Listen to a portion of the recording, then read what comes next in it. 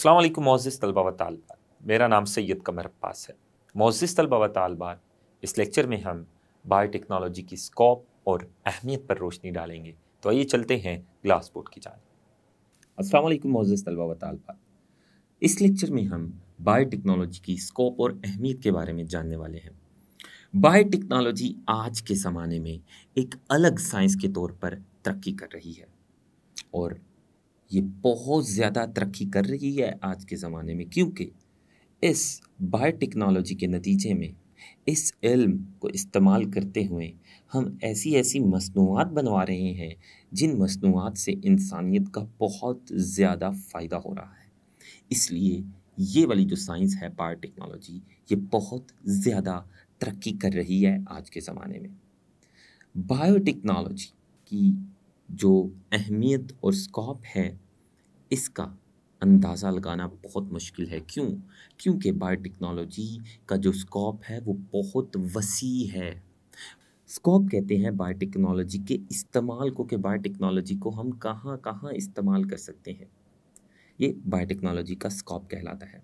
और बायोटेक्नोलॉजी का जो इल्म है, इसका जो इतलाक़ है, दुनिया के हर मैदान में हो रहा है। और बायोटेक्नोलॉजी का स्कोप बहुत वसी हो गया है।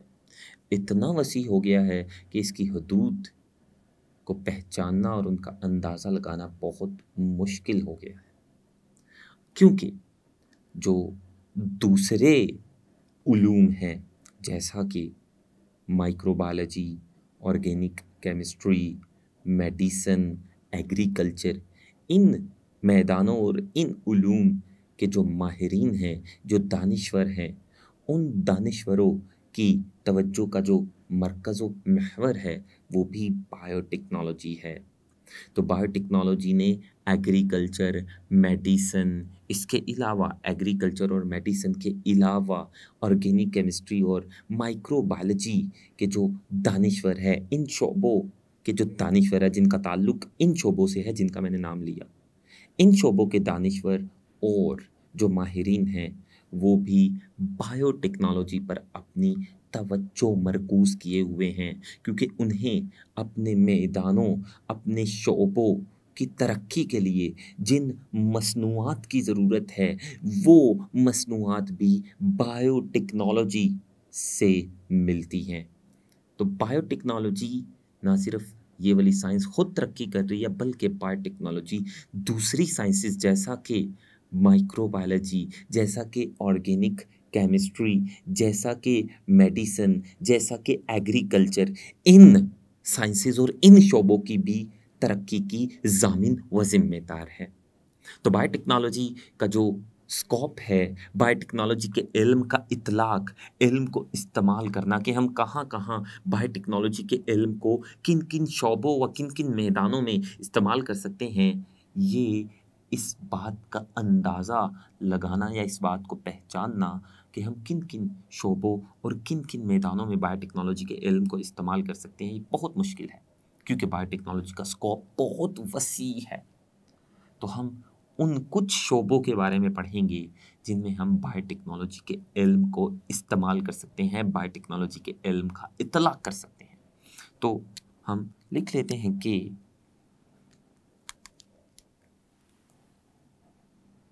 बायोटेक्नोलॉजी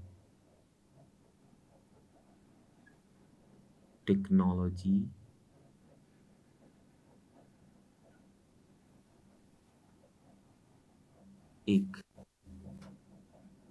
अलग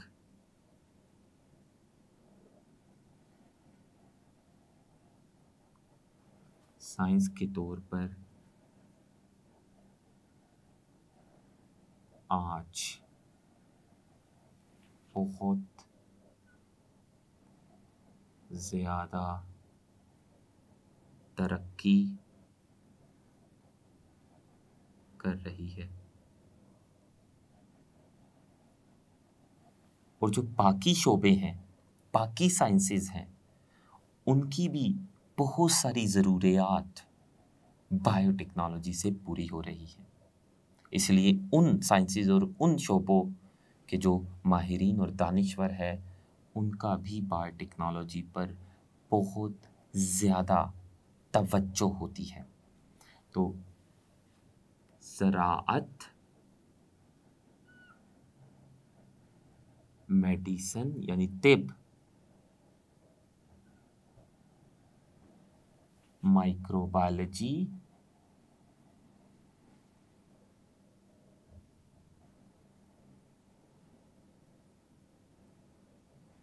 और ऑर्गेनिक केमिस्ट्री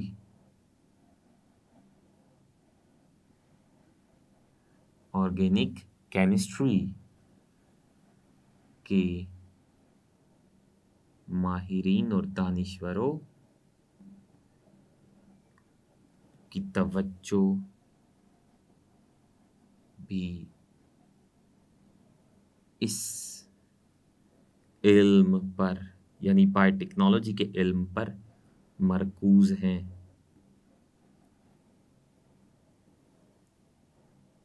और वो इस इल्म को इस्तेमाल करते हुए अपने अपने शोबों यानी मेडिसिन, इसके अलावा एग्रीकल्चर, इसके अलावा माइक्रोबायोलॉजी और ऑर्गेनिक केमिस्ट्री की तरक्की के लिए कोशां हैं, इस इल्म को इस्तेमाल करते हुए, बायोटेक्नोलॉजी के इल्म को इस्तेमाल करते हुए।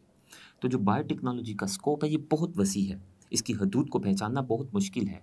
हम कुछ जो शोबे हैं जिनमें बायोटेक्नोलॉजी के इल्म का इतलाक हो रहा है उनका हम जायज़ा लेंगे। तो हम लिख लेते हैं बायोटेक्नोलॉजी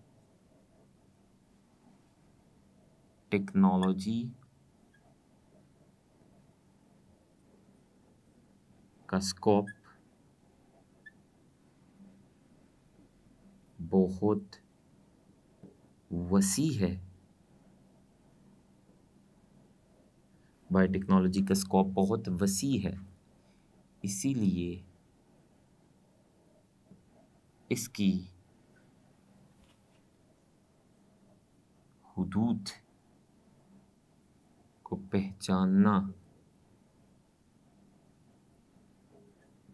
बहुत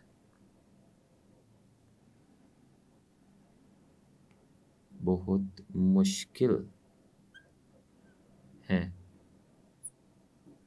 बायोटेक्नोलॉजी का इस इल्म का इतलाक जिन जिन शोबों में हो रहा है हम उन तमाम शोबों के नाम लिख लेते हैं। बायोटेक्नोलॉजी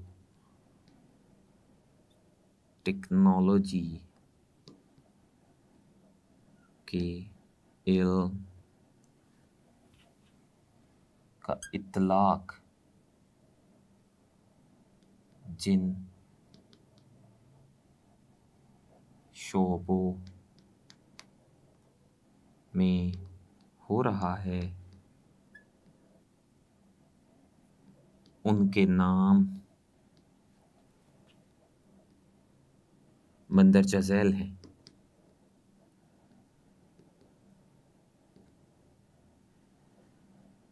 तो वो कौन से शोबे हैं, पहले हम उन शोबों के नाम लिख लेते हैं। सबसे पहला शोबा है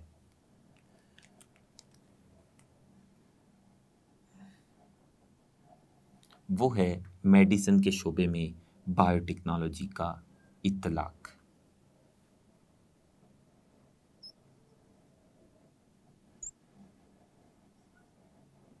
मेडिसिन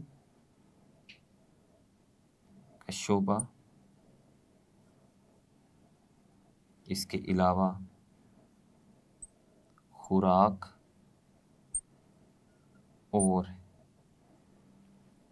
ज़राअत का शोबा, इन शोबों में भी हम बायोटेक्नोलॉजी के इल्म को इस्तेमाल कर रहे हैं।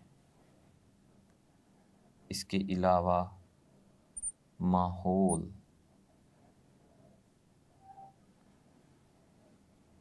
और बायो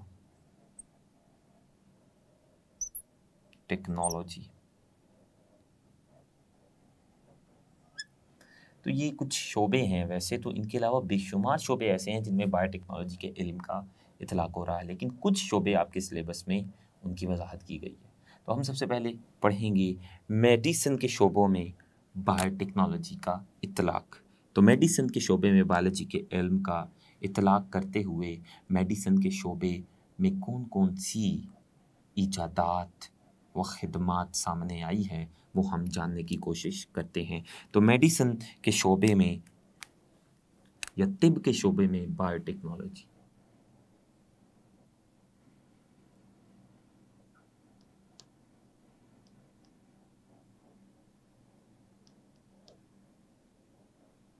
मेडिसिन के शोबे में बायो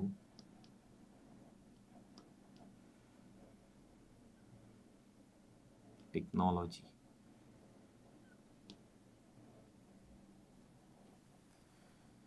मेडिसिन के शोबे में बायोटेक्नोलॉजी के इल्म का इतलाक़ कैसे हो रहा है? बहुत सारी मेडिसिन या बहुत सारी अद्वियात ऐसी हैं जो हमने जानदारों को इस्तेमाल करते हुए बनाई हैं, और हम जानते हैं कि मुख्तलिफ आमाल में जानदारों को इस्तेमाल करके कारामद प्रोडक्ट्स बनाना बायोटेक्नोलॉजी कहलाता है।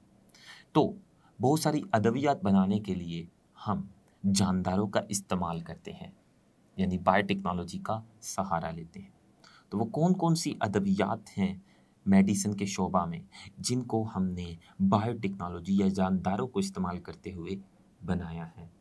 बेशुमार अद्वियात ऐसी हैं जैसा कि इंसुलिन, इंटरफेरोन, इसके अलावा मुख्तलिफ हार्मोन जिनमें एक ग्रोथ हार्मोन है, वैक्सीन, एंटीबॉडीज़ और बेशुमार दूसरी अद्वियात ऐसी है जो हम जानदारों को मुख्तलिफ आमाल में इस्तेमाल करते हुए बना रहे हैं, यानी बायोटेक्नोलॉजी से बना रहे हैं। तो जो मेडिसिन या तिब का शोबा है, बायोटेक्नोलॉजी ने इस शोबे की बहुत सारी खिदमात सरअंजाम दी है। तो मेडिसिन के शोबे में बायोटेक्नोलॉजी ने कौन कौन सी खिदमात सरअंजाम दी है, उनमें है सबसे पहले मुख्तलिफ अद्वियात की तैयारी। सबसे पहली खिदमत है बायोटेक्नोलॉजी की इस शोबे में, वो है मुख्तलिफ अद्वियात की तैयारी बायोटेक्नोलॉजी के सबब ही मुमकिन हुई। वो कौन कौन सी अद्वियात है? उनमें है इंसुलिन, इंसुलिन के अलावा इंटरफेरोन,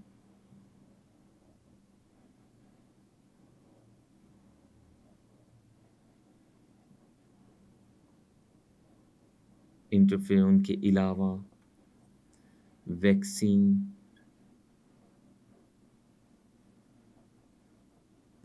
इसके अलावा ग्रोथ हार्मोन,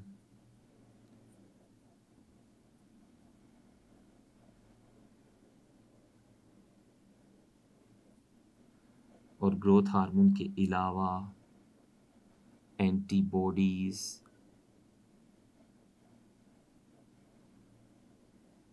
तो ये सारी अद्वियात जो मेडिसिन के शोबे में बनाई जा रही है, ये बायोटेक्नोलॉजी के ज़रिए ही बनाई जा रही है। इंटरफेरोन, आप याद रखिएगा, ये एंटीवायरल मेडिसिन या अद्वियात हैं।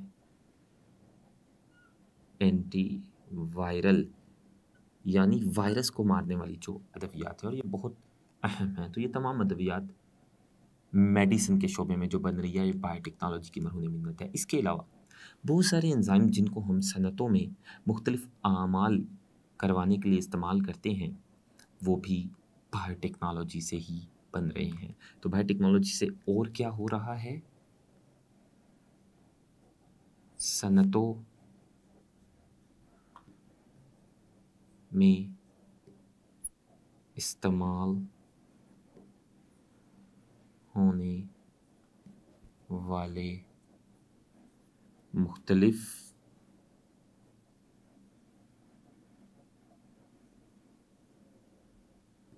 एंजाइम्स की तैयारी, ये भी बायोटेक्नोलॉजी की वजह से ही मुमकिन हुई। और ये एंजाइम्स बहुत ज़रूरी हैं। इन एंजाइम्स के ज़रिए सनतों में हम बहुत अहम चीज़ें और मसनूआत बनाते हैं जो हम बायोटेक्नोलॉजी से बनाते हैं। इसके अलावा एक और खिदमत बायोटेक्नोलॉजी की मेडिसिन के शोबे में, वो ये है कि बायोटेक्नोलॉजी के ज़रिए हम किसी बीमारी का जीन्स के ज़रिए इलाज करने में काबिल हो गए हैं और इसे कहते हैं gene therapy. Gene therapy gene therapy क्या है? ये बायोटेक्नोलॉजी का ही एक तरीका है और इसमें होता क्या है, किसी बीमारी का इलाज जीन्स के ज़रिए किया जाता है। बहुत सारी बीमारियां ऐसी हैं जो जेनेटिक बीमारियां हैं, यानी वो बीमारियां जीन्स के ख़राब हो जाने की वजह से होती हैं। तो अगर हम ख़राब जीन्स को निकाल कर उनकी जगह उधर सेहतमंद नए जीन्स लगा दें तो वो बीमारी भी ख़त्म हो जाएगी जो ख़राब जीन की वजह से थी। इस तरह का जो बीमारी का इलाज है इसे जीन थेरापी कहते हैं और ये भी बायोटेक्नोलॉजी का ही एक तरीका है। तो जीन थेरापी क्या है? जीन्स के ज़रिए किसी बीमारी का इलाज, ये जीन थेरापी कहलाता है और ये भी बायोटेक्नोलॉजी का ही एक तरीका है। इसके अलावा एक और खिदमत बायोटेक्नोलॉजी की वो मेडिसिन के शोबे में ये है कि बायोटेक्नोलॉजी में जो डीएनए होता है, डीएनए बहुत ही एक अहम मादा होता है जो हमारे सेल्स में है और डीएनए की शनाख्त करके हम किसी मुजरम की भी शनाख्त कर सकते हैं। हम डीएनए के ज़रिए मुजरम की शनाख्त करते हैं और ये तरीका आज आम है और ये भी बायोटेक्नोलॉजी का ही एक तरीका है। बायोटेक्नोलॉजी के ज़रिए ही हम एक डीएनए से किसी मुजरम की शनाख्त कर सकते हैं। मिसाल के तौर पर अगर किसी जगह कोई कत्ल होता है और जो कत्ल वाली जगह होती है जहाँ पर कत्ल हुआ होता है, कत्ल करके इंसान जो कातिल है वो किसी इंसान को कत्ल करके वहाँ से भाग जाता है, मगर उस कातिल के जिस्म से सेल्स गिरते हैं उस जगह पर जहाँ पे वो कत्ल करके भागा होता है। तो उसके सेल्स को इकट्ठा किया जाता है उस कत्ल वाली जगह से, मुजरिम के सेल्स को इकट्ठा किया जाता है और उन सेल्स से डीएनए निकाल कर उस डीएनए को चेक किया जाता है और फिर जो वारिसीन होते हैं मकतूल के, उनको जिस इंसान पर शक होता है कि इसने हमारे इंसान को कत्ल किया है तो उसे बुलाया जाता है और उसके डीएनए को भी चेक किया जाता है, टेस्ट किया जाता है और अगर उसका डीएनए उस कत्ल वाली जगह से मिलने वाले सेल्स में मौजूद डीएनए से मैच करे तो यही इंसान कातिल होगा जिस पर घर वालों ने शक किया था। तो इस तरह से हम डीएनए के ज़रिए किसी मुजरिम की शनाख्त कर सकते हैं और डीएनए के ज़रिए किसी मुजरिम की शनाख्त करना या किसी जिस्म के किसी मॉलिक्यूल या किसी सेल या किसी हिस्से से मुजरिम की शनाख्त करना, ये जो साइंस है, ये जो इल्म है, ये फोरेंसिक मेडिसिन कहलाता है या इसको तिब्बे कानूनी कहते हैं। तो तिब्बे कानूनी का क्या मतलब है? तिब्बे कानूनी का मतलब है कि मुजरम के किसी एक मॉलिक्यूल, सेल या उसके किसी हिस्से से उसकी शनाख्त कर लेना कि इसी ने जुर्म ये किया है। तो तिब्बे कानूनी ये इल्म है और ये भी बायोटेक्नोलॉजी का ही दिया हुआ इल्म है। तो इसके ज़रिए हम क्या करते हैं? डीएनए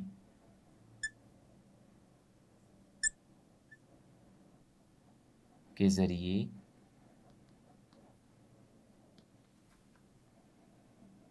मुजरम की शनाख्त